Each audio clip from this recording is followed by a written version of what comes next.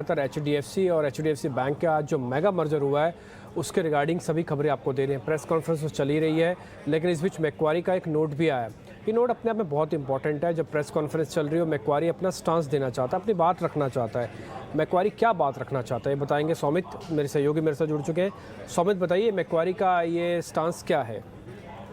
Macquarie का एक sales note आया है एचडीएफसी ग्रुप के मर्जर के बारे में। अभी ये फंडामेंटल पर्सपेक्टिव तो नहीं दे रहा है नोट, बट एक शेयर प्राइस का पर्सपेक्टिव दे रहा है। और मैक्वारी क्या कह रहा है कि अभी एचडीएफसी जो एमएससीआई इंडिया इंडेक्स का भाग है वो उसमें से निकल जाएगा, क्योंकि अभी उसका मर्जर हो जाएगा एचडीएफसी बैंक के साथ। बट जो मार्केट परसेप्शन है कि एचडीएफसी बैंक फिर इंक्लूड हो जाएगा एमएससीआई इंडेक्स में, वो एक्चुअली नहीं होगा। और उसके पीछे का कारण ये है कि जो एफआई शेयर होल्डिंग हो जाएगी मर्ज्ड एंटिटी में, वो करीब 66% की हो जाएगी।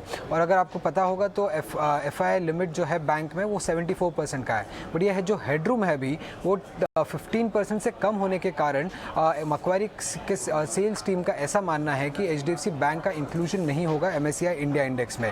अब उनके हिसाब से एफआई इन्वेस्टर्स करीब 1400 बेसिस पॉइंट से ओवरवेट है एचडीएफसी ग्रुप स्टॉक्स पे, और इसी की वजह से एक बड़ा ओवरहैंग आ सकता है एफआई सेलिंग का एचडीएफसी ग्रुप्स पर। इसी कारण उन लोग का थोड़ा नेगेटिव व्यू कह सकते हैं एचडीएफसी बैंक के ये मर्जर पे आ रहा है। बट याद रखिएगा, ये मैक्वारी के सेल्स नोट का व्यू है, मैक्वारी के रिसर्च नोट का नहीं है, मतलब वो फंडामेंटल व्यू नहीं है, एक सेल्स नोट का व्यू है। और एचडीएफसी ग्रुप ने अभी तक इस बारे में कोई भी कॉन्फर्मेशन नहीं दिया है।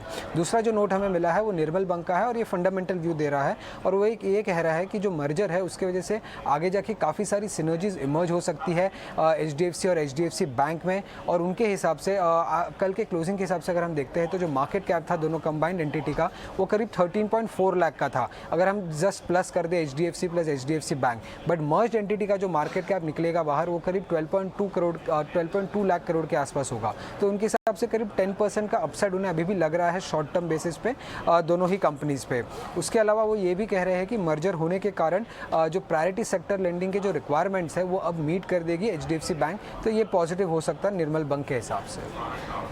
ठीक है सौमित, एक चीज़ वापस से मेरे को बताइए, जो आप बता रहे थे कि एफपीआई की होल्डिंग एट प्रेजेंट दोनों के मर्ज होने के बाद कितनी हो जाएगी? क्योंकि आज जब सुबह के मिस्त्री बोल रहे थे वो ये कह रहे थे कि हम 7% और हेडरूम दे सकते हैं एफपीआई अगर आना चाहें तो हमारे लिए स्पेस खुल जाएगा। ये सारे पर वापस से बताइए, सिर्फ एफपीआई वाला हिस्सा। तो जो एफआई ओनरशिप मर्ज एंटिटी में होगी वो करीब 66% की होगी, और जो आरबीआई की लिमिट है एफआई होल्डिंग की बैंक्स में वो करीब 74% की है। तो उन्होंने सही कहा था कॉन कॉल पे कि जो हेडरूम है वो 8% का है। बट मैक्वारी के सेल्स नोट का ऐसा मानना है कि 15% के नीचे अगर हेडरूम होता है एफआई ओनरशिप का तो एमएससीआई इंडेक्स में इंक्लूजन नहीं होता है। और ये इंडेक्स में इंक्लूजन नहीं होने के कारण ही ये एफआई का सेलिंग प्रेशर बन सकता है एचडीएफसी ग्रुप स्टॉक्स पे। ठीक है, यानी कि उनकी तरफ से बाहर भी हो सकता है। ठीक है सौमित, बहुत बहुत शुक्रिया, थैंक यू वेरी मच। हालांकि फिर से आपको क्लियर कर दें, मैक्वारी का सेल्स नोट है, रिसर्च नोट नहीं है। रिसर्च नोट आज रात को आ जाएंगे, सुबह हम आपके सामने फिर साझा करेंगे। और एक नहीं हो सकता 4-5 आए, सीएलएससी भी अपना व्यू देगा और भी कई बड़े हाउसेज अपने व्यू देंगे। जो प्राइमा फेसी व्यूज़ था निर्मल बैंक का, मैक्वारी का, वो हमने आपके सामने रख दिया। ठीक है, आगे बढ़ते हैं।